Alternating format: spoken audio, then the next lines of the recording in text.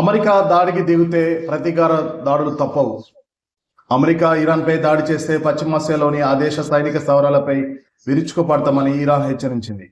అయితే ఈ దాడులను అమెరికా సైన్యానికి ఆతిథ్యం ఇస్తున్న దేశాలపై దాడులుగా చూడకూడదని ఆ దేశ విదేశాంగ మంత్రి అబ్బాస్ పేర్కొన్నారు. ఇరాన్ అణు కార్యక్రమం గురించి పరోక్ష చర్చలు కొనసాగించడానికి టెహ్రాన్, వాషింగ్టన్ అంగీకరించిన మరుసటి రోజే ఇరాన్ విదేశాంగ మంత్రి ఈ వ్యాఖ్యలు చేశారు. ఒమన్లో చర్చలు సానుకూలంగా జరిగాయని అంతకుముందు ఇరుపక్షాలు తెలిపాయి.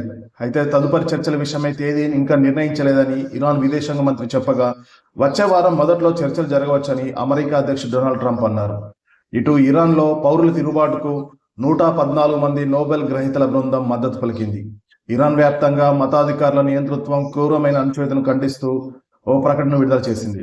ఇది ఇలా ఉండగా ప్రభుత్వానికి వ్యతిరేకంగా జైల్లో నిరాహార దీక్షకు దిగిన నోబెల్ శాంతి బహుమతి గ్రహీత నర్గీస్ మొహమ్మద్కి ఇరాన్ కోర్టు 7 సంవత్సరాల జైలు శిక్ష విధించింది.